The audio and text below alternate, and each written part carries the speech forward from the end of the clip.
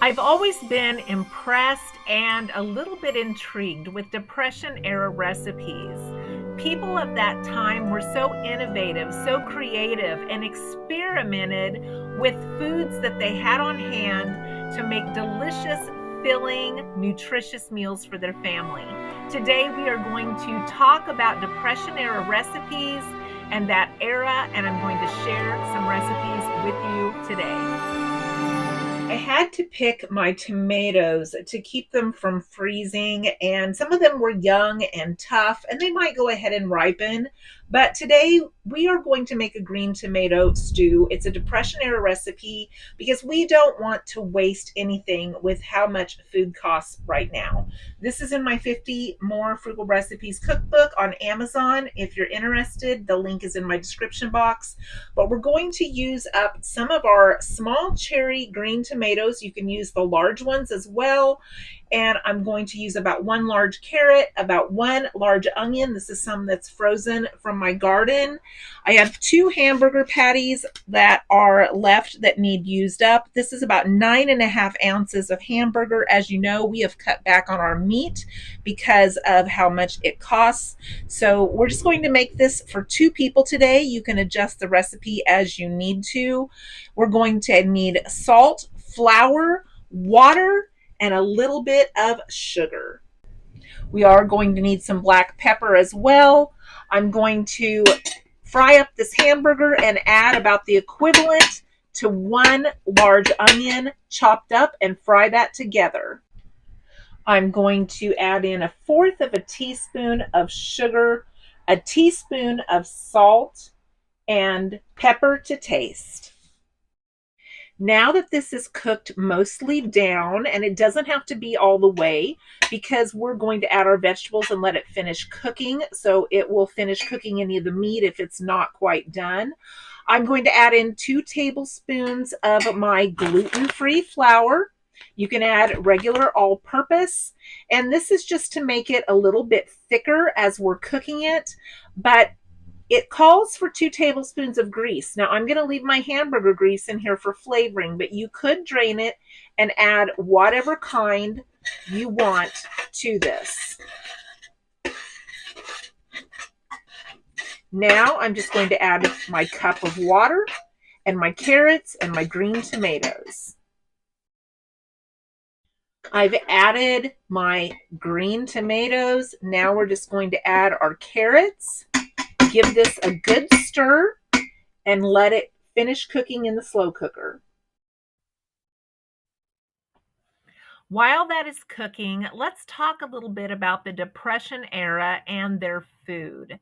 Some of the things that they cooked with in those days were things like flour, cabbage, potatoes, beans, things that they could handily get a hold of and then experiment with to come up with good recipes. Some of the ways that they made their food stretch was by adding breadcrumbs, adding eggs, adding oatmeal to make their foods stretch. And we still do a lot of that today. We have some recipes that we've shared recently with some of those ingredients in them that will make your food stretch to feed your family. And these are things that they did back then. How they came up with some of these recipes, like water pie and cracker pie, that came out perfect and tasted delicious. I don't even understand what would go into trying to figure out how to make that work, but they did it. And one of the things that they did is they shared recipes as a community. When people came up with recipes, they shared them, they tweaked them, they changed them, they added ingredients, they shared them again so that everyone could benefit from these things. And that's some of the things that we do even today on YouTube with cookbooks. We share recipes, and those recipes are just like the Depression. They are suggestions. We can tweak them and change them to make them fit our needs and to make them fit the ingredients that we have on hand.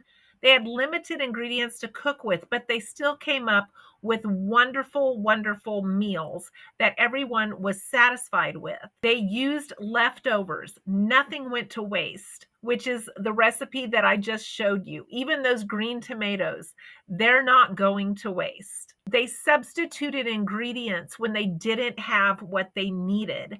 And we do a lot of that today. I know I do a lot of it in my kitchen. If I don't have what I need, I just substitute with something else, and it always works out fine. So here is our Depression era tomato stew. You could make this your own. You could add potatoes, you could add peppers, you could add tomato paste, you could add garlic. Anything you want that you have on hand would still just enhance this recipe, and you would have a delicious meal. But this is how they made foods stretch back in the day, so nothing wasted. Now, I've made this recipe before and we really liked it. This time, my tomatoes were more tart than they were last time. So I did add more salt. I added some garlic powder and I added some beef base, and I also added some of this tomato powder base. Now, this is the first time I've ever bought this and used this, but it is really yummy. It is tomato bouillon with chicken flavor, and I found it in Texas when I was down there this winter, but I've seen that it's now in Walmart up here in Kansas. So I was excited to see this. You can also use this to make homemade Spanish rice. So I'm rather happy that my tomatoes were too tart in that recipe because it goes perfectly with the theme of this video. People in that era were creative and they came up with ways to make the foods that they had stretch and turn into a meal, even if they didn't always seem like they would go together. Who would have thought of throwing green tomatoes and making a stew out of those? I've actually used them in regular beef stews before, and they turn out perfectly in there as well. But this was a specific tomato stew recipe. Now, no one knows how tart your green tomatoes are going to be each year when you pick them. Because I had to pick some that were supposed to be big tomatoes, but they were still small, they were tough, and they were more tart. But just experimenting and adding some of these things I had on hand made it absolutely perfect. My husband said it was so delicious, and he took some for leftovers today. So this is a perfect example of how they did that back then. They got creative.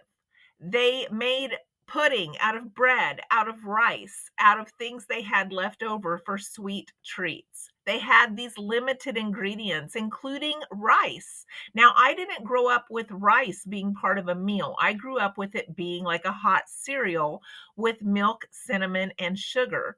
But a lot of people mixed it in and had it in their regular meals like we do today. Even though rice had been around since about 1680 in America, it was something that we had to purchase from the store. So, since we were farmers, rice was something that would have been a special treat for us. It wasn't something that we had all the time. My mother and father both grew up during the Depression era, and both sides of my family were farmers. My dad's favorite foods were bread pudding, poached eggs, cornmeal mush that was fried with syrup.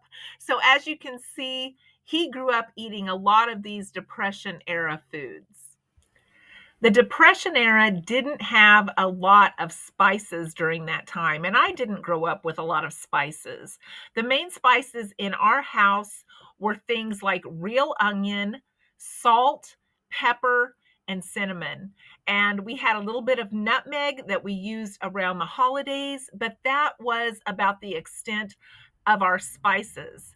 And it's interesting, the US Bureau of Home Economics actually did not recommend that people used spices during the Great Depression. They thought things like garlic and pepper would make people hungrier. Now we cook with a lot of spices, and we are used to having really tasty foods because of these spices. Pumpkin spice season is huge this time of year. Let's go make some from scratch. This is all you need to make your own homemade pumpkin spice: cinnamon, cloves, nutmeg, and ginger. A lot of us already have these things in our spice cabinet, so this makes it super easy, and it's one less spice that you have to buy. They sell empty containers in Walmart and a lot of other places that you can make your own spices and fill them. And I've started doing a lot of this since prices have become so high. All you're going to need is 4 teaspoons of cinnamon, 2 teaspoons of ginger, a teaspoon of cloves, and a half of a teaspoon of nutmeg in your favorite container to make your own homemade pumpkin spice. We no longer have to catch our own food and dress it. We no longer have to wash all of our clothes by hand, make our own butter, milk our own cows, make our own clothes, make our own tea towels, our curtains, or our hot pads. But those are a lot of the things that I grew up around, and it was all carried over from my parents growing up in that era. And I know sometimes people will say we romanticize the Depression when it was extremely hard on everyone. I'm not discounting how difficult it was for everyone, but I definitely think that the things that they learned during this time to get by are things that we can work into our everyday lives to help us save money and help our dollar stretch. And they're not things that are big burdens on us. Substituting ingredients, working with the ingredients that we have, being more creative with our recipes and sharing them. Those are things we can do every single day. Thank you for spending time with me today. I always enjoy the time that we spend together. I hope this video has been informative and maybe inspiring in some way for you to do some of these things at home in your own kitchen to make your dollars stretch. If you found it helpful, I would so appreciate you giving me a thumbs up or sharing and subscribing. I hope to see you in the next video.